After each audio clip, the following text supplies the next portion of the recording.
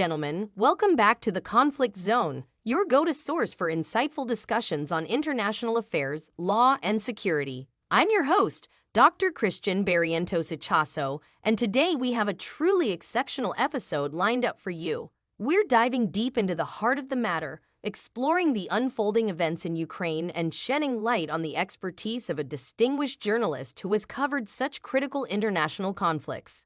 Our featured guest needs no introduction to those who closely follow military and intelligence matters. With an impressive career spanning numerous renowned media outlets, Martin Arostegui stands as a beacon of experience and knowledge in his field.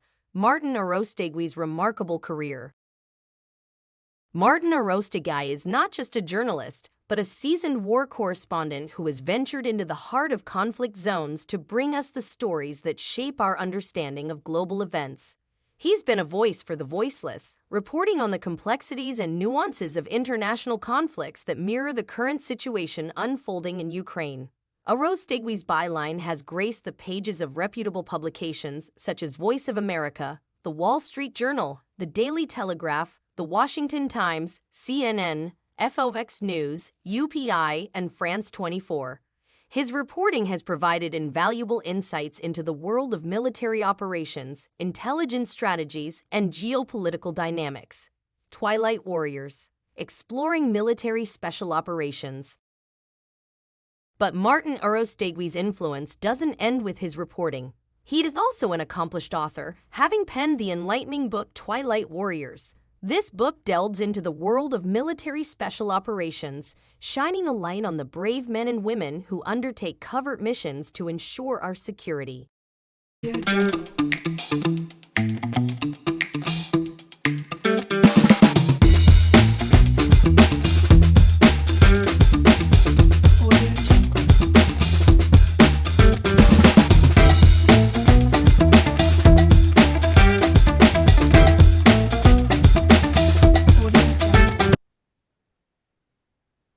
Hello, everyone. Thank you for subscribing. Thank you for sharing this podcast. The podcast is The Conflict Zone. Welcome, Martin. How are you? Welcome, Christian. How are you? Glad to see you again after a long absence. As you may know, I was in Ukraine, and I think last time I spoke to you, I had just come out. I was in Moldova. And I think the quality of the tape wasn't very good because it was very dark in Moldova. I have during winter, I think you have like one or two few hours of daylight. And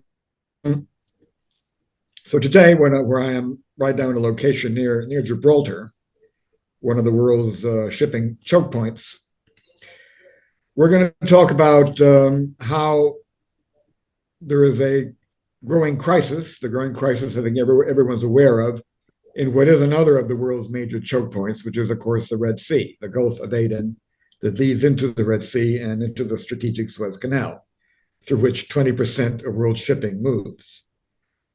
In fact, we all know I think everybody might be aware of what's happening in the Red Sea. The Houthis, which occupy the northwest part of Yemen, not the whole country, the northwest part, although they do have the capital, which they captured about a year ago, who are completely backed by Iran. The Houthi movement, which is a movement on Ansarallah, is really modeled on Hezbollah. It's a completely Iranian-controlled, Iranian-supplied, Iranian-trained movement.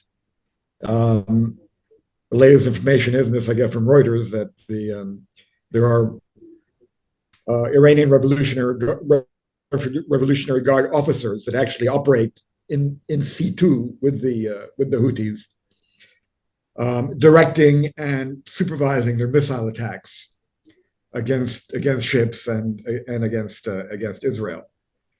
Although they haven't hit Israel again since the first missiles they tried to shoot there were shot down, were intercepted by the anti-aircraft battery of an American destroyer.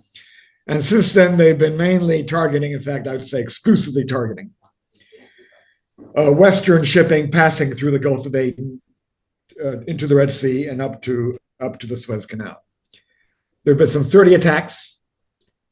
They're getting more and more accurate as it moves on.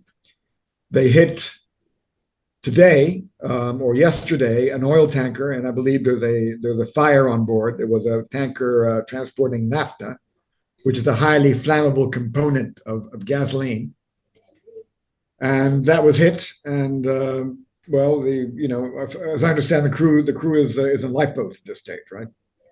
And I think an American frigate, maybe a French frigate, are approaching the area to try to see if they can help put out the fire. Although otherwise, you would have a huge explosion soon taking place in the middle of the Gulf of Aden, with the disastrous effects that would have on world shipping.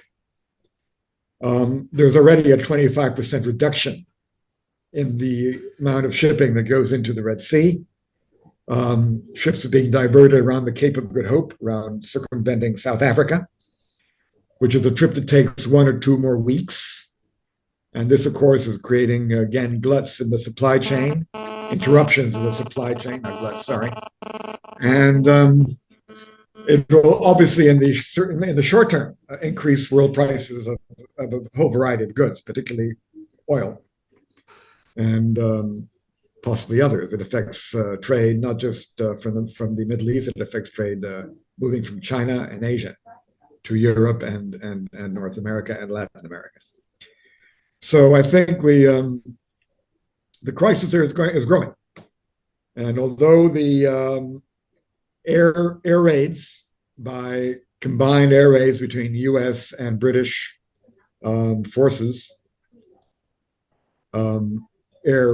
jet fighters, we're already on the 8th or 9th round of airstrikes they've delivered against the Houthis, targeting, obviously, the main targets are missile launching sites, drone launching sites, arms warehouses, apparently some of which are underground in highly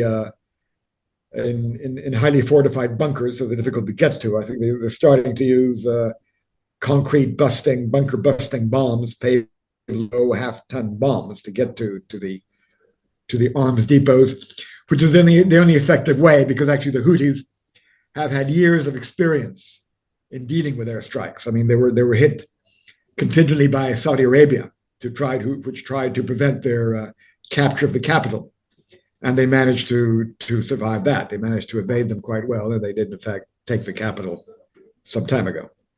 So I think they're apparently they're very good at moving around their missiles and drone from one place to another very quickly, camouflaging it above ground. There are mountains in and around Sana'a and northwest, where it's very easy to conceal the actual launching sites.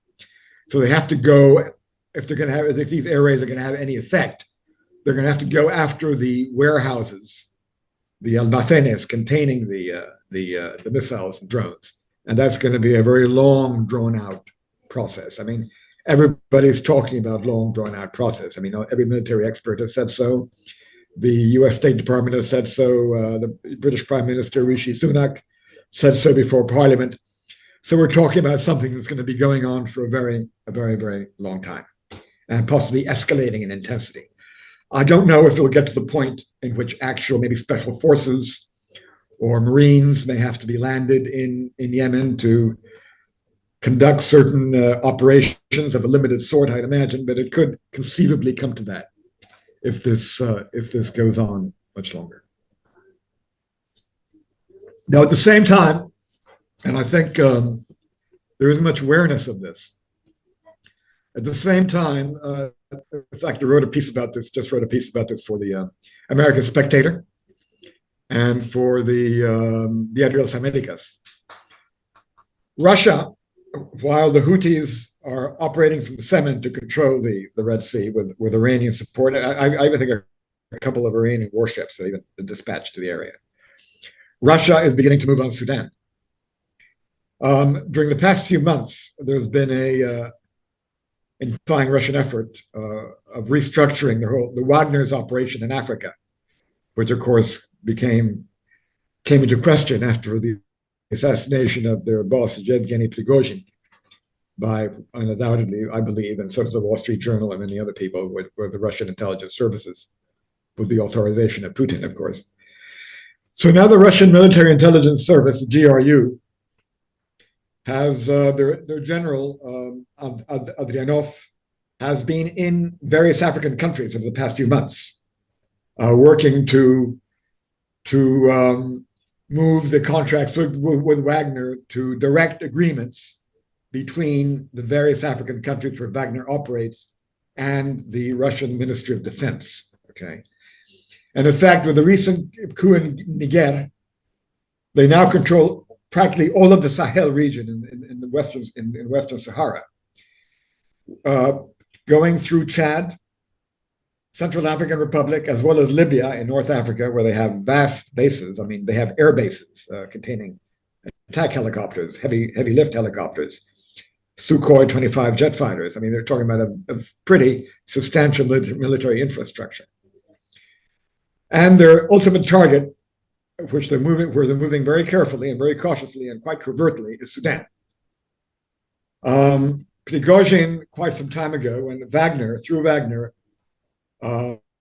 they began aiding the rapid deployment forces, rapid reaction forces of General Mohammed Dagalo, when he led his coup against the Sudanese government of Fatah al-Burhan, a government who actually had relations with Africa, with Russia rather.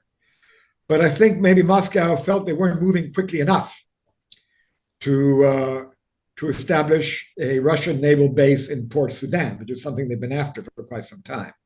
They've tried to negotiate this with successive governments, and between coups and elections and counter coups, they haven't really been able to get their deal.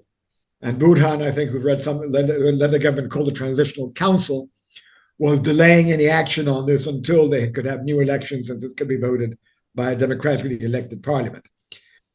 The Russians, this wasn't good enough for the Russians, so that was the point when General Mohammed Dagalo's forces, the rapid deployment forces, staged basically a coup. I mean, they started occupying neighborhoods, government buildings, military installations in the capital of Khartoum, and as well as fighting government forces in the rest of Sudan. And there's very little. I mean, it's evident that they're operating with considerable support from Wagner, which is now, for all effects and purposes, a Russian GRU, which is supposed to have about maybe 2,000. That's a rather outdated. That may be an outdated estimate. Fighters in the area, operating from bases in the Central African Republic, which Russia has controlled very. I mean, they actually control the GRU. Wagner, now GRU, actually are the main bodyguards around the president. They have them completely under their control, and that's where the bases, which are fed from an air bridge from Libya, supply, arm, and deploy Russian personnel to aid the Sudanese forces of the rebel forces of General Mohammed Dagalo. In fact, CNN actually got footage with using what presumably was a Ukrainian drone, surveillance drone, because apparently the Ukrainians may be providing aid to General Burhan. So they're, because they're countering the Russians, possibly with some U.S. or British participation there. Maybe, I think they probably would have fixed up the deal. And so of Russians, I mean, I saw the close-ups in the videos, and those guys, and they're fighting in Omdurman, which is in the outskirts of Khartoum, are definitely Russian.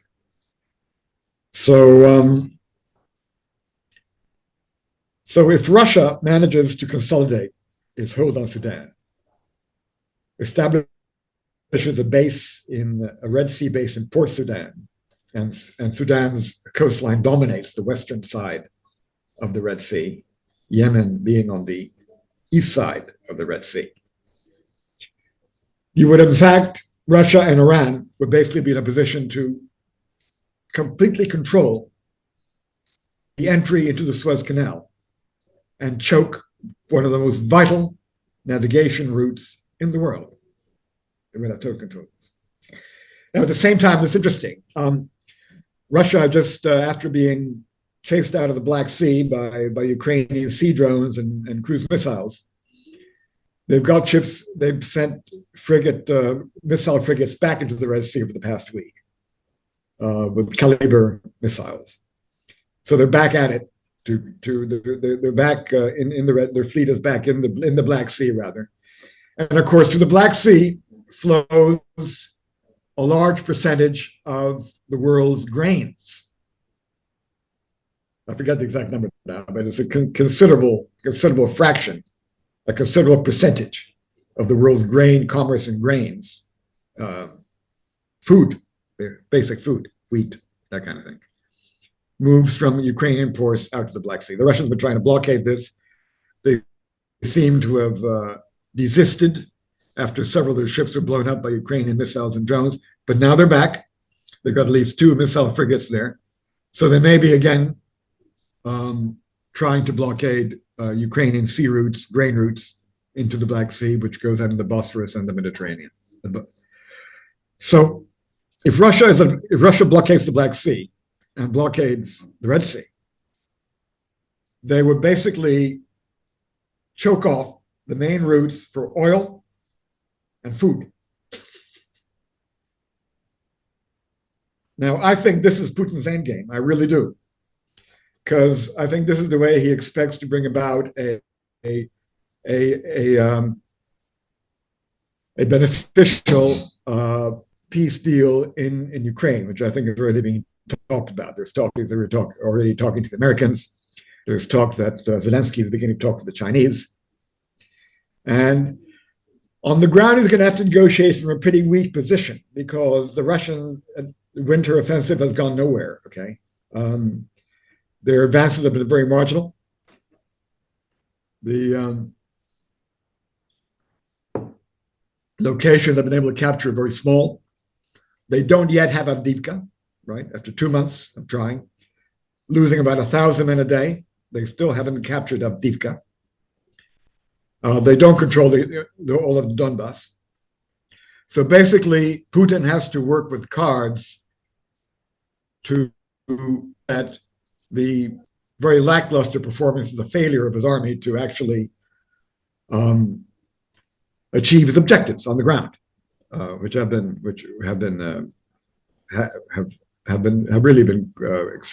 failed. I mean, they failed to stop the Ukrainians from retaking the area they control, but they have not been able to move any further from the 15 to 70% of Ukrainian territory they have now. And Crimea is under constant Ukrainian attack, constant. They take out radar stations, they take out anti-air positions, they take out ships, they blew up the naval headquarters some time ago. It's under constant Ukrainian harassment. So their position there is also very, very difficult.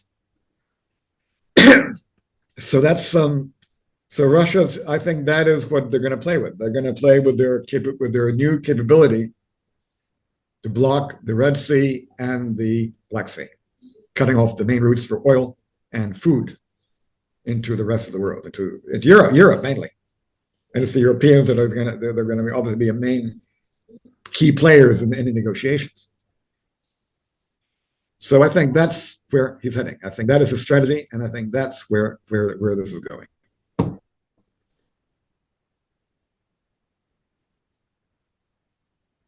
Sure. Do you have any questions? Yeah, that's incredible. In the year 2024, the international trade is in terrorist hands. And it's incredible. A direct effect in the routes with goods connected with the West. It's incredible. We're getting very close to that. Very, very close to that. And talking about terrorists, I was pretty shocked to see the latest news. I mean, I think we've talked about it before the show. A UN team. In fact, what I think, I know something about UN operations. So when they talk about 12 members of the UN working with the UN refugee UNRWA, UNRWA, working with the Palestinian refugees in Gaza. You're talking about 12 members of that team arrested or accused of having participated, well, being members of Hamas, basically, having participated with Hamas in the October 7th attacks on Israel. And apparently it's true. I mean, the UN hasn't denied it. They say they're investigating it. All the people have been fired. When you're talking about 12 of them, you're talking about an entire UN team. That would have been the entire UN team in Gaza. They operated 12-man field teams. So therefore, all the members of the field team, all their money, their resources, their infrastructure would have been at the disposal of Hamas, right? Frankly, the whole attitude of the UN during this whole crisis has been extremely questionable. I mean, it's been a little bit shocking. I mean, when Guterres got up at the start with his initial statement was to attack Israel for retaliating against the Palestinians in Gaza, giving what I would say was a very almost dismissive mention of the October 7th attacks, saying, "Oh well, yes, they did do this horrible thing, but our main concern is the fact that the Israelis are going to start bombing Gaza." I was frankly taken aback. He was really taking a political position. I mean, the UN was taking a position in the Israeli-Palestinian conflict. However much you may want to justify, or however much you may favor a Palestinian state solution, or see the Palestinian point of view on this, to actually take sides the way Guterres virtually did, is something which for UN Secretary General, at least in my experience, and my father worked in the United Nations, so I know quite a bit about it, is unprecedented. I've never seen anything like that before. I don't know if you can, if you know that, but I've never seen it. I've never seen anything like that before. So you go from there, from Guterres, who's taken a pro-Palestinian position on the Gaza conflict, overtly pro-Palestinian position, to the fact that you've got a UN team in Gaza working or being part of Hamas. Another time, actually participating in the attack. I think they actually, from what I understand, they actually took AK-47 and started shooting with the rest of them. That is really, you really have to ask, what kind of an organization is the UN becoming? And this comes after we find that the WHO did their best to cover up China's role in releasing the COVID virus and releasing the COVID pandemic. They covered up for the Wuhan Lab League. They covered up for China's role in it. They didn't do any investigation. Well, the Chinese asked them to do investigation, which they asked them to do investigation because they knew they wouldn't do it, which they didn't do. And so it's very, very disturbing. And of course, we got the committee for Committee for Climate Action and Finance, which was actively involved in a racketeering operation worldwide to try to destroy the fossil fuel industry and promote electric vehicles, which of course would be very beneficial to China if everybody in the world has to buy Chinese EVs or buy Chinese lithium to make their electric batteries. Run, of course, by this guy I've talked to before, Mark Carney, who's a very close advisor to Trudeau. The whole thing just really stinks. I think the United States government, well, I think all governments, but particularly the American government, because as the UN, as it is the host country of the United Nations, it subsidizes a great deal of the organization, should conduct a far-reaching investigation into what is happening inside the United Nations. There's not the United Nations we knew. As I said, my father worked for the United Nations for 15 years. I was brought up under the UN flag. In fact, he established a UN office in Bolivia. He knew your grandfather, I think, or your great uncle, the President Barrientos at the time. At the time that he established UN office in La Paz, he was operating out of Lima, out of Peru. And it's not the UN he knew. I think she would turn in his grave if you saw what was happening today, what was going on. And I think not just, the United States would do it, but I think it's something that all governments and organizations of international lawyers such as yours should really start to demand an investigation, an audit, a study of what what is happening in the UN. I mean, it isn't the entire UN. I mean, there are a lot of parts of the UN which do very good things. The information they put out, or their databases are pretty reliable, that kind of thing. I think a lot of their agencies are quite clean and do very good work. But the degree of partialization, they're controlled by China and the most radical elements in Islam, and the corruption as well. There have just been allegations of some very serious corruption of UN operations in Iraq and also in Africa. Diplomatic corruption. Where? It's a diplomatic corruption. Yeah. And in fact, and at the time when Guterres also, I don't know if you saw his address at the WEF, he talked about world governance. I mean, he talked as if the UN was already the world government, That's what he said. So now the world, we no longer have to worry about local corruption in our governments, which is bad enough. We have to worry about a government, a world government, which is entirely unaccountable. Nobody elects these people. We have no idea how they're even appointed, which is supposed to be benevolent and very meritorious, and we're appointed there supposedly because of their moral and intellectual superiority. We're turning to be a bunch of corrupt crooks and terrorists, right? Protect the terrorists, yeah. So it's very, very worrying indeed. And I think it's something that we should really try to push it. That may be my next article if I get enough, if I feel I have enough to put together for it. It's a very, very concerning aspect of what's going on nowadays. Yeah, we need more time for talk about the United Nations and the corruption, the diplomacy. In the other podcast we can do in this. Yeah, definitely. These matters, interesting matters. So for conclusion in this podcast, we have 5 minutes, dear Martin. Well, 5 minutes to say that basically the world is getting into a very dangerous place. I don't agree with those who say there's going to be an imminent clash between Russia and NATO. I think there's a lot of talk about that. I don't think that's where it's going. I think basically Russia is controlling the main ephemeral the theater. They're controlling the theater around NATO. They're going to try to control the Red Sea with Iran. And they're going to make another go at controlling the Black Sea, cutting off Ukrainian grain exports, or at least threatening to do so as to be able to paralyze world trade as the card that they will play in any eventual negotiation on Ukraine, because they cannot get what they want on the basis of their performance on the ground. Their troops are not doing well.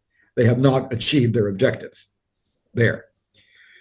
And what I went in the last part of my talk, which was to extreme concern about what is happening inside the United Nations at a time when it's assuming supposedly more and more international responsibilities. We find the people there are highly questionable. A lot of Chinese influence.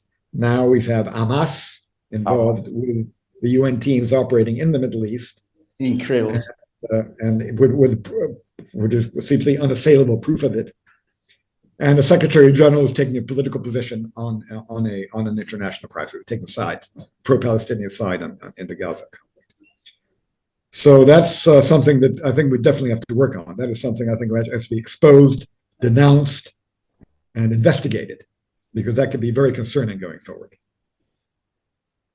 It's very, very necessary to investigate this case for the international security, for the diplomatic international security. For the world's international security. Yeah.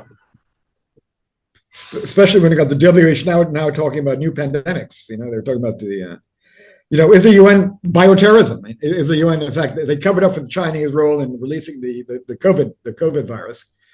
And now they're talking about virus X. Not even knowing what virus it is, just sort of get ready for the next pandemic type thing. And we don't know what are they talking about. They won't even say what the pandemic is. Yeah. And the WHO head director, Tedros, whatever, he's going on and on about get ready for pandemic X. So, I wonder if that's not going to be time to achieve a certain political objective, maybe for the Chinese or whoever. This is becoming, and also the WHO, imagine they've been after the United States, and I imagine other countries, to sign a treaty with them by which they decide when there is a pandemic. And the measures that are adopted nationally and locally are basically decided by the WHO.